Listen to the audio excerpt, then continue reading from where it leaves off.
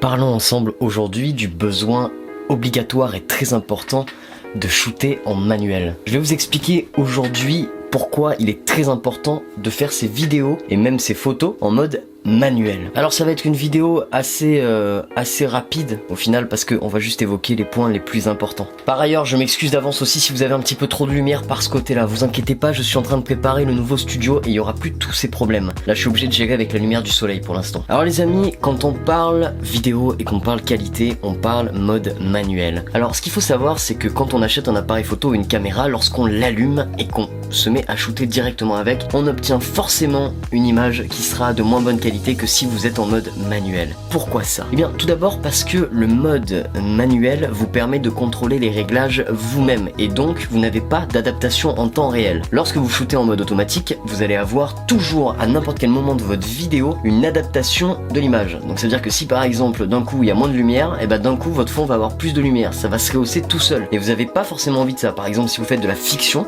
vous ne pouvez pas du tout shooter en automatique, c'est pas possible parce que vous allez avoir des changements de lumière en permanence. C'est une des premières raisons. Alors lorsqu'on est en mode manuel, et c'est l'introduction de cette vidéo qui va en amener d'autres et plusieurs parties dans le futur, lorsqu'on est en mode manuel, ce qu'il faut savoir c'est qu'il existe plusieurs paramètres à gérer. On va d'abord parler du premier, j'avais déjà fait une vidéo dessus et c'est un des plus importants, on va parler de l'ouverture. L'ouverture, qu'est-ce que c'est? L'ouverture c'est le chiffre qu'il y a sur votre objectif. En général dans les kits par défaut c'est du 3.5, 5.6, la valeur F. En gros, pour vous faire très simple sur la définition, plus votre ouverture a un chiffre petit, un chiffre vers le bas, comme 1.2 ou 1.4, 1.8, plus il ouvre. C'est aussi simple que ça. Plus vous ouvrez, plus vous allez pouvoir faire entrer de la lumière. Plus vous allez faire entrer de la lumière, déjà moins vous allez avoir besoin d'utiliser les ISO. Mais surtout, plus vous allez pouvoir avoir du flou d'arrière-plan, de la profondeur de champ. Parce que quand il y a trop de lumière dans le capteur qui rentre, le capteur ne sait plus la gérer et donc il y a du flou. Voilà, en gros, pour faire simple. Ensuite, la deuxième valeur, et c'est une valeur très importante, c'est la valeur de shutter speed. Alors la valeur de shutter speed, c'est la valeur peut-être hyper importante lorsqu'on fait des films, du clip, etc. Parce que c'est une valeur en fait qui nous permet vraiment de modifier la vitesse. Voilà, en gros, c'est le shutter speed, c'est la vitesse. En gros, pour faire du cinéma, si vous filmez en 24 images par seconde, vous avez besoin d'un shutter speed à 1/50e, réellement à 1/48e. Mais 1/50 ça passe aussi. Et là, vous aurez vraiment un effet de flou un peu ciné, un truc très joli qui sera très sympathique et qui marchera toujours super bien. Par contre si vous faites de la vidéo en 240 fps, et ben il vous faudra 480 sur le shutter, 1/480e, voilà tout simplement. En gros la règle c'est de multiplier par 2 par rapport à votre image par seconde, à votre nombre de fps, tout simplement. C'est aussi simple que ça. En photo c'est encore différent, mais je vais pas en parler parce que c'est pas mon domaine, mais en photo c'est encore plus différent. En gros pour de la photo sportive et de la photo où il y a beaucoup de mouvements, on aura tendance à avoir un shutter speed très élevé, voilà, et à l'inverse on aura tendance à avoir un shutter speed un peu plus bas, mais c'est très différent en photo. Et pareil en vidéo, le shutter speed vous permet également de fermer votre diaphragme, ce qui fait que du coup vous allez avoir en fait beaucoup moins de lumière qui va rentrer dans le capteur et la lumière va être un peu altérée. Du coup en fait lorsque vous faites de la vidéo, il faut pas trop monter le shutter speed très haut pour baisser la lumière, il faut utiliser plutôt des filtres ND parce que vous allez avoir une lumière totalement altérée, votre lumière va devenir très grise. En gros l'idée c'est que le shutter speed est avant tout un paramètre de réglage pur et dur de vitesse, mais ça va également vous apporter un autre truc, c'est que le flou de cinéma il vient du shutter speed, il vient du 1/48e. Si vous passez au-dessus, alors ça va être différent. L'idée c'est juste de le doubler pour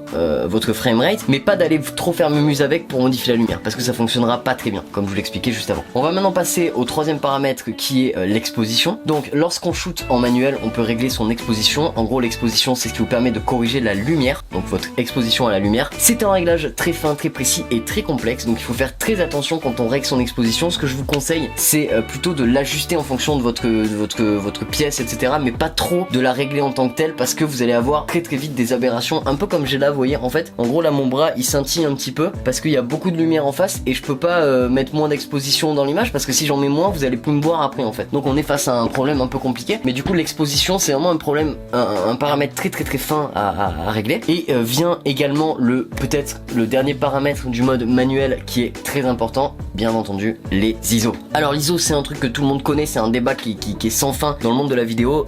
Sachez que si vous avez un objectif qui ouvre très bas, vous aurez moins besoin d'utiliser des hauts ISO. Donc du coup l'idée c'est d'acheter un objectif avec une très grosse ouverture, enfin une très basse ouverture, donc un très petit chiffre qui ouvre très grand pour pouvoir ne pas trop utiliser l'ISO. L'ISO c'est un truc qui permet de créer numériquement de la lumière dans l'image. Le problème c'est qu'en fait c'est très numérique et on voit donc très bien que on a du grain très rapidement dans l'image. Alors c'est pas le cas de tous les appareils. Moi par exemple le G7 peut facilement monter à plus de 800 voire 1600 600 ISO sans avoir de grain dans l'image et ça marche très bien. Mais par exemple chez Canon, les détenteurs de Canon 700D et autres trucs comme ça, eux ils peuvent pas du tout monter en ISO. Dès qu'ils dépassent 800 c'est granuleux que ça en peut plus, etc. Donc l'ISO c'est vraiment un paramètre très important à régler.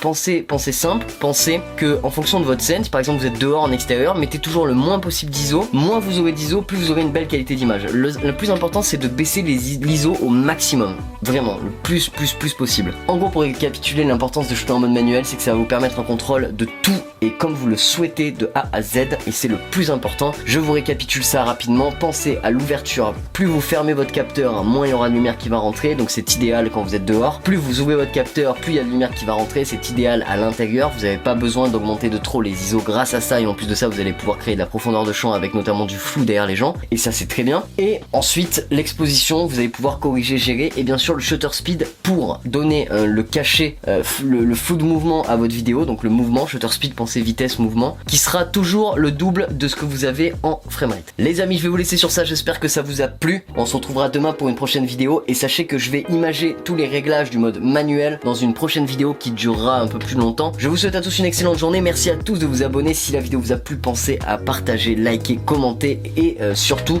dites-moi si vous utilisez le mode manuel, et si vous ne comprenez pas votre mode manuel, si vous avez besoin de réponses, j'ai ce qu'il vous faut. Alors dites-moi tout en question dans les commentaires. Les amis, on se retrouve demain. Ciao, bam!